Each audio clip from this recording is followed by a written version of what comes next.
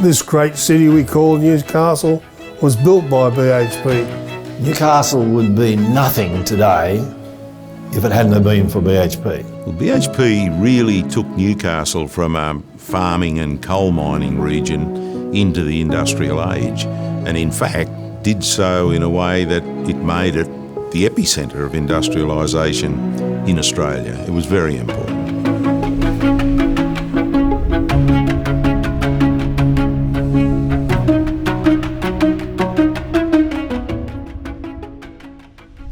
The BHP was a fantastic place for Newcastle. It was a city within a city, and it employed people with no education, and it employed academic people, it employed trainees, and it employed apprentices, and it eventually employed ladies. It was a wonderful, wonderful place. In the early days, we were getting 200 apprentices a year. Those apprentices went all through Australia. There was a lot of unskilled women there, unskilled men, all nationalities as well. You would sit down with them at morning tea or crib, learning a little bit of their language as well and their cultures. It wasn't just a melting pot for steel, it was a place of multiculturalism. Don't matter, there's nothing about colour, race, as long as you could work, it made no difference. And that was a beautiful part about it. The sensory experience that you have in going to a steelworks is one that you never forget. You never forget the smells of a coke oven, you never forget the smells of a blast furnace cast house floor. But seeing red hot metal and dust, it is something that you're just not prepared for, and people call it all sorts of things, but it's hot, it's smelly, it's dusty, and that stays with you forever. Dante's Inferno, I've described it, and the smell, Jesus. I can't describe what it stunk. And you get home and it's in your skin, in the pores of your skin. I was literally up to my chest in grease, shoveling, and there's dead pigeons, everything in this grease pit. All of your senses were heightened walking around a steel plant. There were areas of the plant that were cavernous, shadowed, chasms in between large process vessels. The coke ovens was a very dirty place. It was the fine coal dust that got everywhere. It was graphite from the steel making process, and it would fall down on you, it would rain down on you the whole time you were on the plant. And you would come home and it would be in your ears, in your nose. Big machinery was a big thing there too. You see a lot of big machines there, which was mind-boggling. So it was an environment that you couldn't recreate anywhere else. People working in that environment, you see people with helmets and furnace coats and goggles on, you think, wow, who are these people? Like out of a science fiction movie.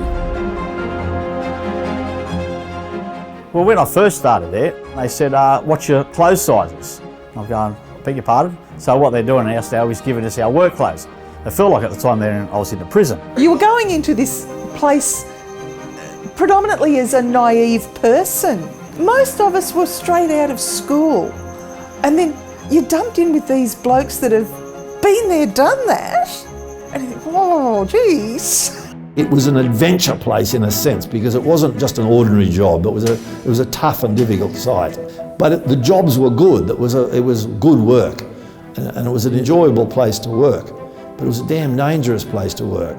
I worked at the slag crusher, and we had to stand back as they were tipping slag into the pits. There was molten metal in them. If there was any water that we didn't see in the pits and the slag hit that water, it would explode, and we'd have to run for cover. Most people that you talk to in Newcastle had some affiliation with BHP and the steelworks. All you ever heard about was what happened at the steelworks and different things that went on. And my grandfather started there on the first day, and I worked there on the last day.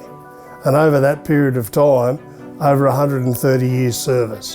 1 in 10 people in Newcastle worked in the steelworks, literally in the steelworks. It was really part of everyone's family. The joys were really the people. Created, friendship which lasts forever. You wanted to get a job with a company that you could stay with, and that was the way BHP was seen at that time, because everyone's parents had worked there. And yes, it was a tough place and at times a dangerous place. But when we had a challenge, everybody really pulled together. So the camaraderie was extraordinary. BHP was my life because while I was working at BHP, I also had breast cancer. All the fellas, they were so lovely to me all this time, talking to me and helping me through my cancer battle. I would have gone to work without wages. I just loved it there. The steelworks had everything. There basically wasn't anything that they didn't do or didn't have or you couldn't get. You know, when I started there, 1961, there was over 100 mile of railway line on that site. Now those railway lines supported, of course, railway wagons, diesel locos. As soon as you mention diesel locos, you've got diesel fitters, you've got fettlers, you've got machine shops. We had a pipe shop, fab shop, we had a welding reclamation shop, we had carpenters, bricklayers, fitters, turners, electricians, pipe fitters, painters, you name it, anything could be built there. 8 canteens, and they would have made up thousands of meals in a 24-hour day. The BHP was a dangerous place to work and many lost their lives there, but the support base from the BHP was unbelievable. We had our own credit union, we had our own fire brigade, we had our own medical centre. On day work there was 11,000 people there plus contractors. Imagine how much money that injected into the city. And when BHP shut, those places went to. The Broken Hill Company was at a town called Broken Hill, and they were miners doing silver, lead and zinc on a big scale. Silver was a fantastic product and they were making zillions of dollars, the wealthiest people in the nation in the period up until Australia became a nation, 1900.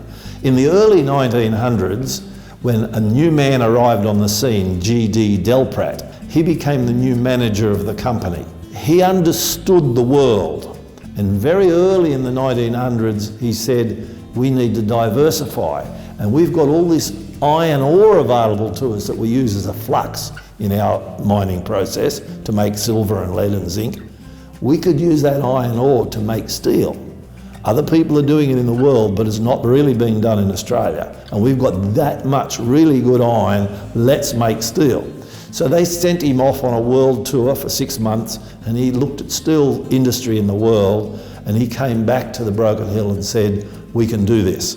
And they chose in about 1910, they chose to enter the steel making industry. They chose Newcastle as the site in Australia to bring the iron ore from South Australia to the coal in New South Wales. You use more coal than you do iron ore, so they decided to move the iron ore to the coal instead of taking the coal to the iron ore. And there was a deep water port, so that's why we came to Newcastle. From the time that they decided to build a steel industry in Australia in 1912, 1913, Australia became an industrialised nation, and it was coincidental with the First World War starting. It was almost a fluke. It wasn't planned that way. The first thing that they made in the steelworks was rail for the First World War. Of course, in the First World War, they transported everything on rail, and that was a major factor of BHP in them days. Plus, everything that was made of steel was made at BHP. In Newcastle BHP was the first steelworks.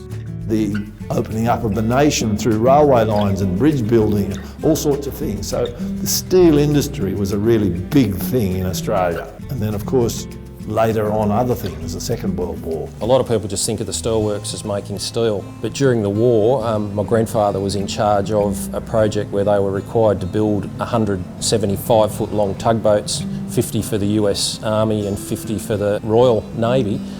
And my granddad had to design a production line that was just alongside the Hunter River, and they were pushing a boat and launching a boat into the water every 2 weeks to keep up with the demand from the US and the English navies to provide the tugboats that went up into the Pacific Islands.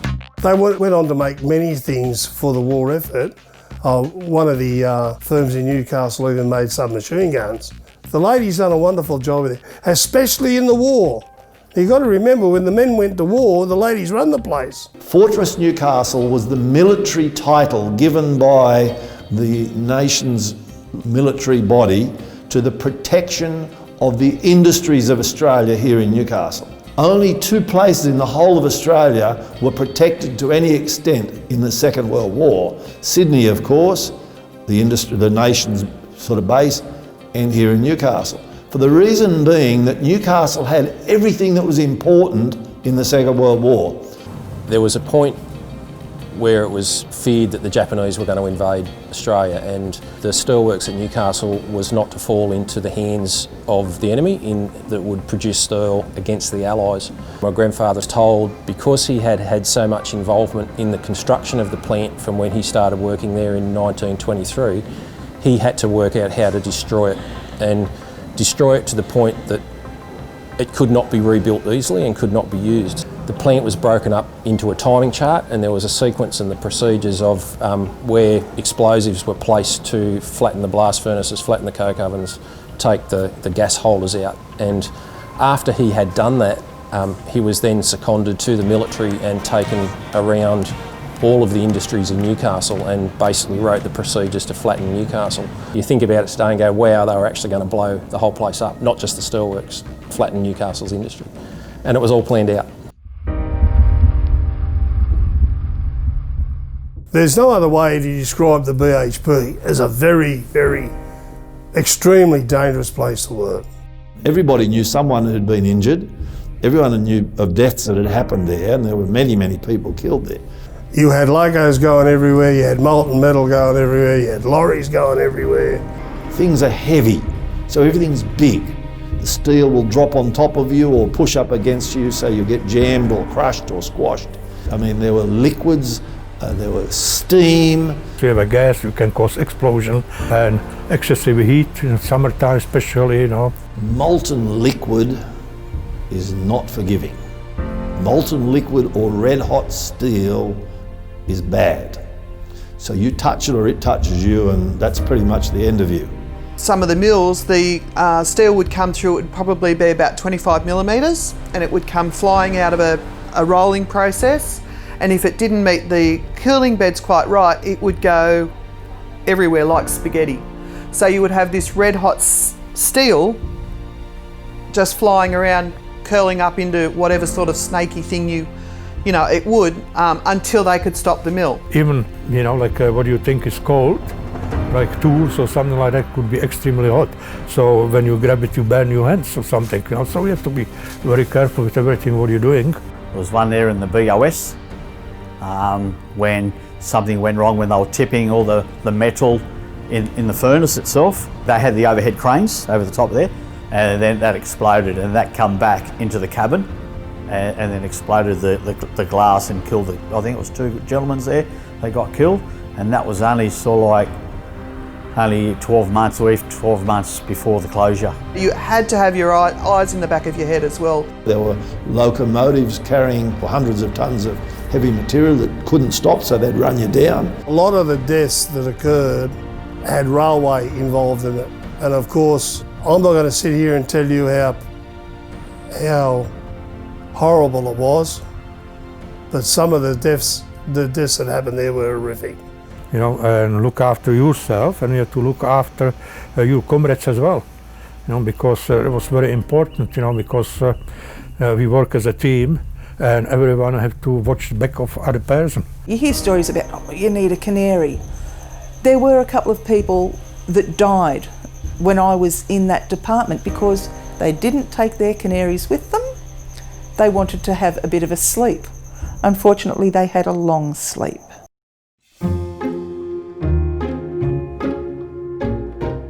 The Newcastle Steelworks was built in a swamp, basically, and all of the structures are supported on, in the old days, turpentine timber piles, but there were areas that were certainly below flood level.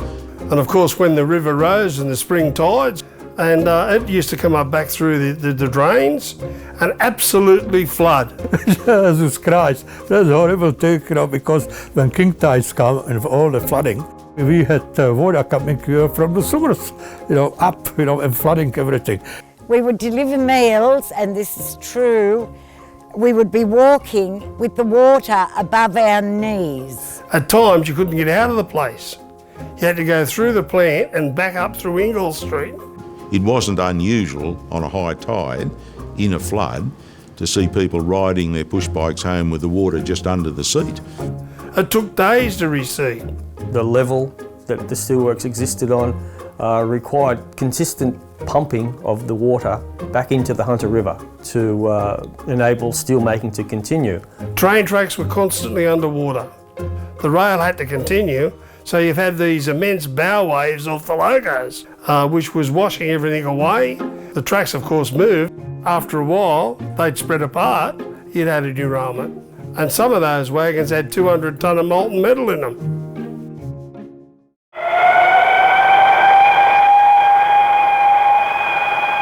$10,000 in Newcastle alone. The employees with total earnings of over 30 million yearly are well paid, their average being well above the overall for Australia. People from all over the world worked at the BHP, from our own wonderful indigenous people to people from Yugoslavia. A lot of Vietnamese people worked there. Everyone there was judged the same. You had a number. That Indigenous people were paid at the same rate as what any other person was paid. And it didn't matter where your ethnicity was, everybody was paid the same for the same work. It was an opportunity to get out and show that we could do anything that anyone else could do, right? They didn't worry about colour, skin or anything like that, right? Get in and do the job. And we showed that Aboriginal people, black people, weren't lazy layabouts, drunken and those sort of things, right? We proved and showed that it could be done. And that instilled the empowerment with our people of today. And that's what BHP meant to us. It meant a lot. It opened up the doors and a way for life, a better life, and to set the examples for other Aboriginal to follow in this country.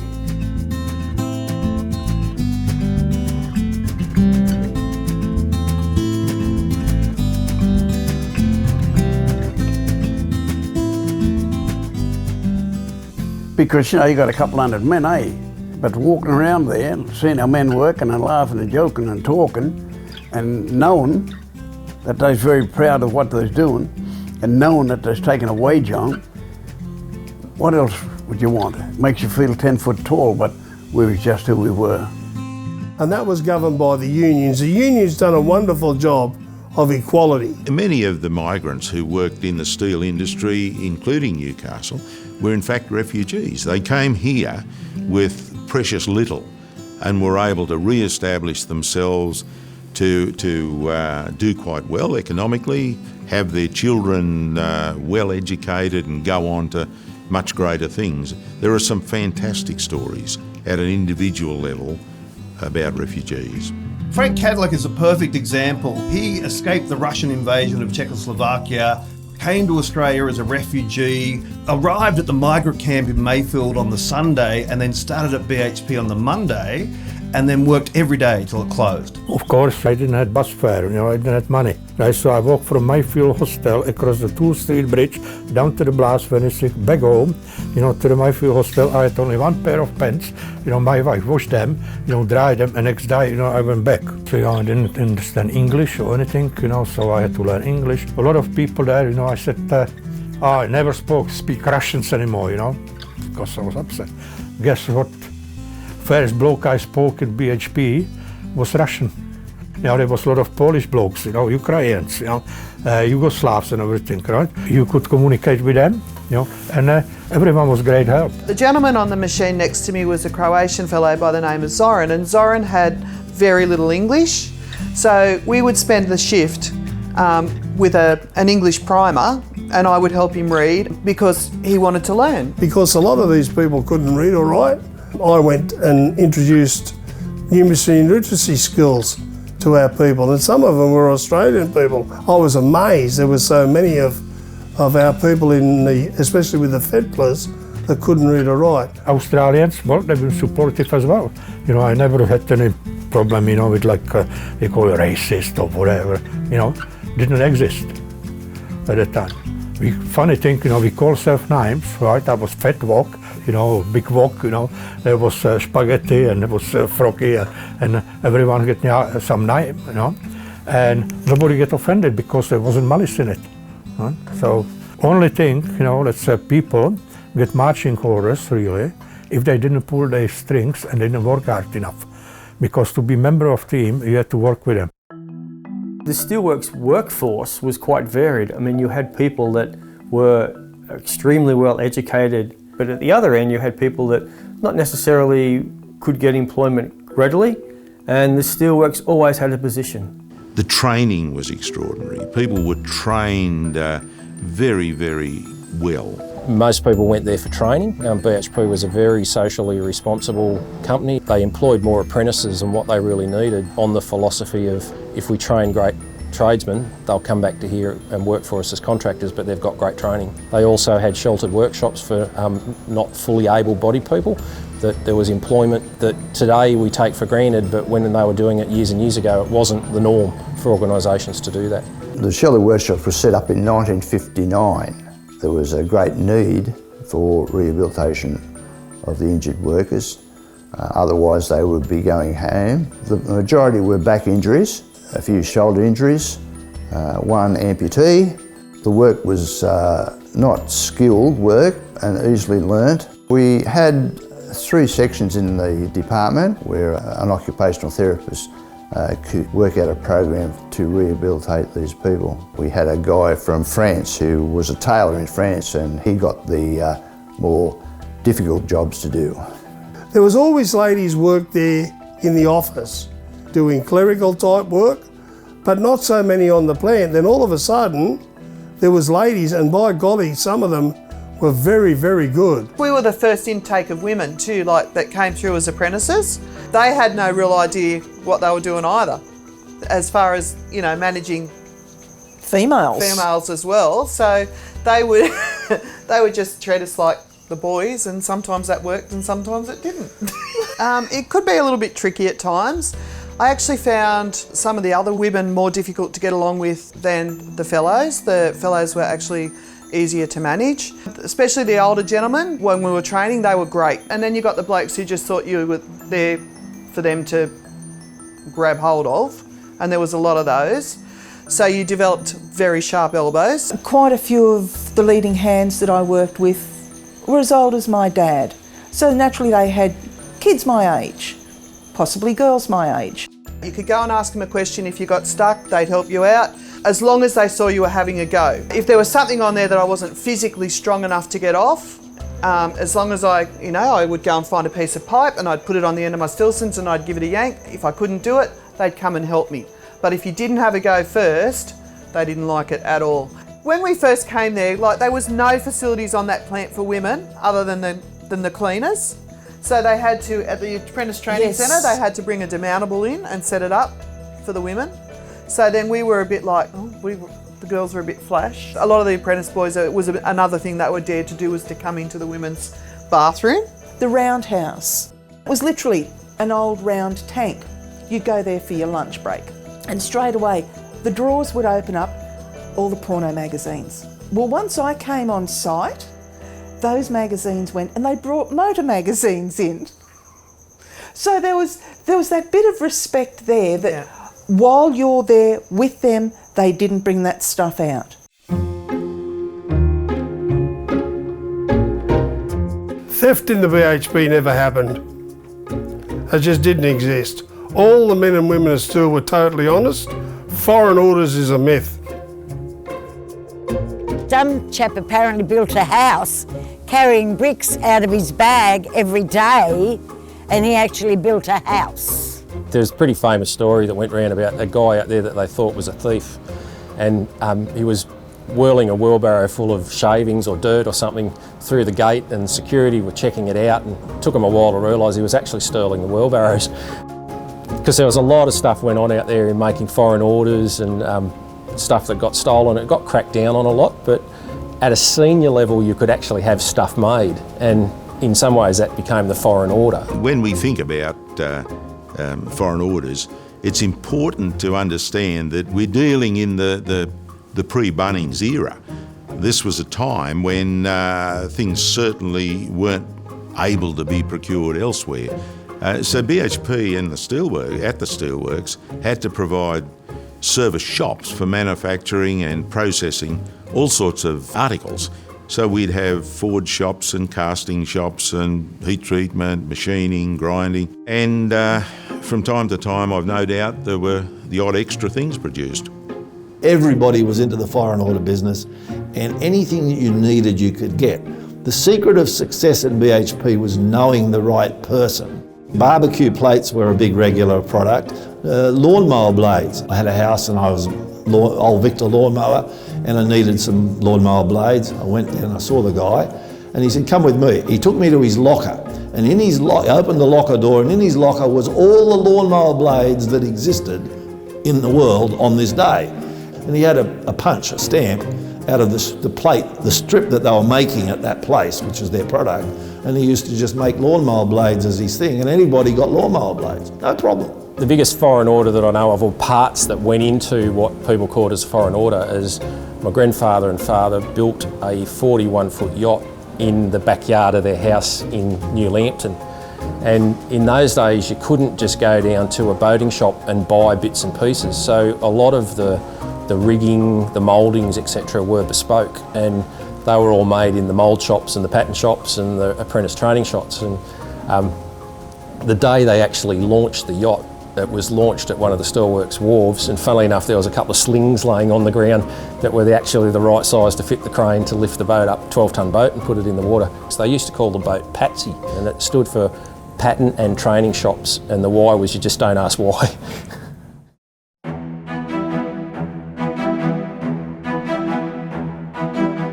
Well, it's a sad day. I mean, they've reached into the hearts of the town and they've ripped them out. And this is, of course, a boardroom betrayal of working class Australia. The company made a decision to get out of steel altogether 30 years ago, a long, long time earlier. When BHP, going back to when it opened, it was a large integrated steelworks. So it was a little under 2 million tonnes a year. And in fact, at one point, that was the largest integrated steel plant in the British Empire, the old empire. But as time went by over the decades, integrated plants became bigger and bigger. So by the 90s, there were plants, particularly in Asia, that were 10 times the size of Newcastle. Product quality was very high from Newcastle. The costs were very good. The workforce was very, very strong. But it was really an issue of the capital demands of a relatively small integrated steelworks. So scale, in the end, was the fatal issue. At the point when they were planning to close the steelworks, they had to choose between Whyalla and Newcastle. That was a decision point for the company. They had a deal with the South Australian government. They were contracted with the South Australian government to use the iron ore in South Australia. And under that deal, they were required to keep Whyalla Steelworks running in that state. So they had to make a decision to lose the iron ore in Western Australia if they lost Whyalla. So they made it, and that's why, in effect, to this day, Whyalla is still making steel, because they're still getting iron ore out of Whyalla.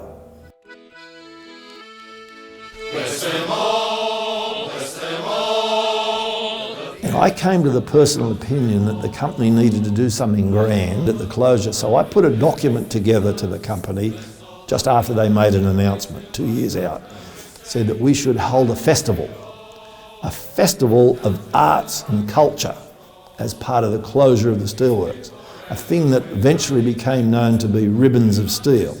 It was a 10-day arts festival and involved half the workforce and hundreds of external people in all the arts, and I convinced management to spend an unlimited amount of money. We spent over $1 million. We incorporated many aspects of painting, photography, choreographed forklifts. It was an amazing thing to watch the whole festival. And they had a choir, which came up with original songs, and they were wonderful. Men and women of steel made BHP. And it benefited a whole lot of people in a whole lot of ways. It turned the last part of their life at the steelworks around, and to me that was significant.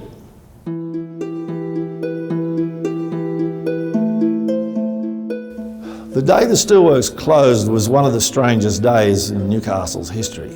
It was good and it was bad. There was excitement, there was fear, there was trepidation, there was worry and anger and hate. All the emotions were there on that day. Many of them had been there for generations. Father, son, and I believe in some cases grandfather used to work there, so it's in their blood. Every television station in the country came and sent their people here. It was a big deal day, and family and friends came by the thousand. I've seen some people crying, and to tell you the truth, I wasn't far away from it, right?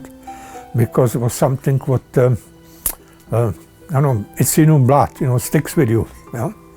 It was very sad, mate. It was moving. I seen blokes there, leaning on blokes' shoulders, in tears. People didn't know what they were going to do.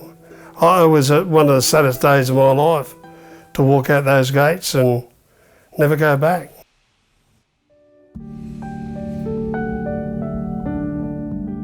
You didn't realise it was closed until the next following day. You're in this big hype that it's closing. We had 12 months to prepare for it, but you thought you're prepared until the day did really happen. Then you go, wow, it's really happened. Yes, we are leaving. Sadness, because all of a sudden you're working with these people for all those years and now you don't see them anymore. Am I going to get a job? Am I going to survive outside that world? You just don't know, until the following day after. That's when it really hit. Walking through the steelworks after closure was quite depressing. It was a sense of loss. I was lucky. I was one of the very few that I got a job in security. I was put in charge of the section there on one of the shifts. I went to where my dad worked. His coat was still hanging there and his gloves were still in the locker, and there was just nobody there. The smell was still there, but the sound had gone. Only sound I could hear was pigeons, and it was incredible. All I could see around that place was the ghosts that were there, and I think by 1 o'clock I turned it up and left. Simple as that. I didn't finish the shift.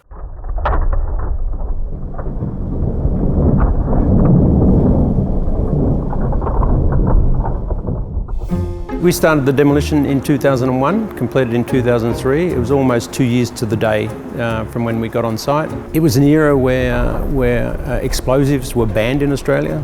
So we developed a lot of new techniques to bring buildings down without using explosives. It was by far the biggest job that we've ever done, and probably up to that point the largest job done in Australia.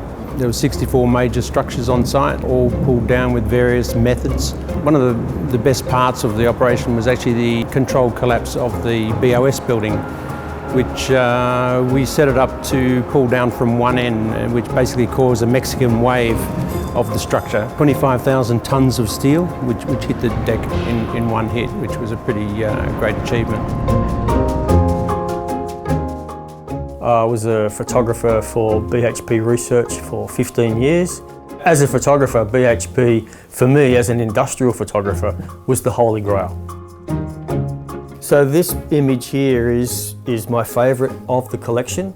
It was taken after the whole blast furnace was pulled over by large cranes. There was no explosives. It was just a mechanical process which pulled the whole thing over. And then one of the demolition team walked past, and he was the last man on site. And when he left, it was just myself and the blast furnace.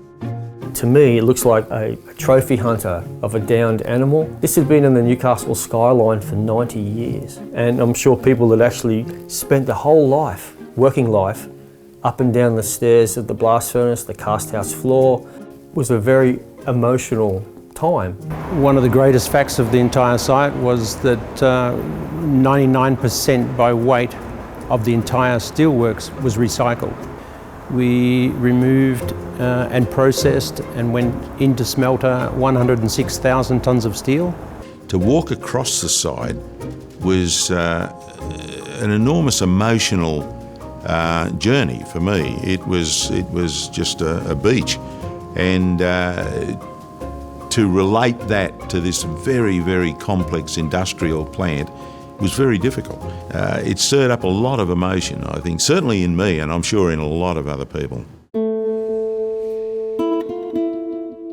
So the steelworks right from the very beginning was a big polluter. Things were let fall into the soil on the ground where they were, and things were actually buried on the site and on sites nearby, including over on Kooragang. Some of those are nasty products, BTX, they used to call benzene, xylene, toluene, the really nasty chemicals that come out of coke. There were leakages of all those things. So both up into the air and down into the ground and into the water were a whole lot of different chemicals, a wide range of chemicals. Nitrous oxide, sulfuric acid, all sorts of nasty chemicals. So a decision was taken to do a cap and contain method of remediation. What that means is you put a layer of clay over the top of everything and you leave the pollution in the ground. So a very, very expensive study was done and a whole engineering work was done to build a wall along the water frontage deep down into the ground that was an impermeable barrier so that groundwater couldn't seep into the river from the site. So the deep wall to contain movement of groundwater and a cap over the top was the designed method of retaining all the chemical pollutants in the soil. It's still there today, will be forever. We lost everything. We lost manufacturing. Newcastle was a steel city. Not only did BHP shut, but before there was tube makers, Lysarts, Rylands, Stewart and Lloyd's. Manufacturing was gone out of Newcastle. We lost tradesmen. They weren't tradesmen for Newcastle, they were tradesmen for Australia. We lost apprenticeships, we lost traineeships. But the worst thing we lost is the knowledge. We will never give those skills back. Newcastle has moved on, there's no doubt about that, but we've moved on without those skills. And if ever we get into a problem again in the world where we need those skills, it will be very hard to get those skills back. Closing BHP, I think it would bring a lot of hardship for the young people. Young people who've been buying houses off and with little young families and everything. It affected Newcastle in a major way, but because of being a working class town, it was able to stand up and be counted and grew and moved on. And a lot of people thought that Newcastle would fail after BHP went, but it didn't. Newcastle reinvented itself and focused on different things. So initially it was an economic blip, but Newcastle's grown and got past that. Newcastle was ready for a change, and that the industrial nature of the steelworks and the polluting effect of the place was still had a lot to do with people's perception and the impact of Newcastle. And I believe that with that gone, that things could change. Newcastle has transitioned very successfully. I mean, Newcastle today, in its new clothes, is a very exciting place. And it builds on the capabilities of the people who work in this area. I mean, this is an enormously talented area, and we're now moving into a time of service industries and knowledge-based economy, but will become a centre for new energy and new manufacturing in a different way. But a lot of that relies on the heritage that those heavy industrial days left us. Bless them all, the fears, the echoes, them all. Bless all the foremen and their blinking sons. Bless all the melters who make steel by tons. Now we're saying goodbye to it all. As down to the front gate we stroll. We've been here forever, we're coming back never. But do not despair, that's not all. Bless them all, bless them all. The fears, the echoes, them all. Bless all the foremen and their blinking sons. Bless all the melters who make steel by tons. Now we're saying goodbye to it all. As down to the front gate we stroll. We've been here forever.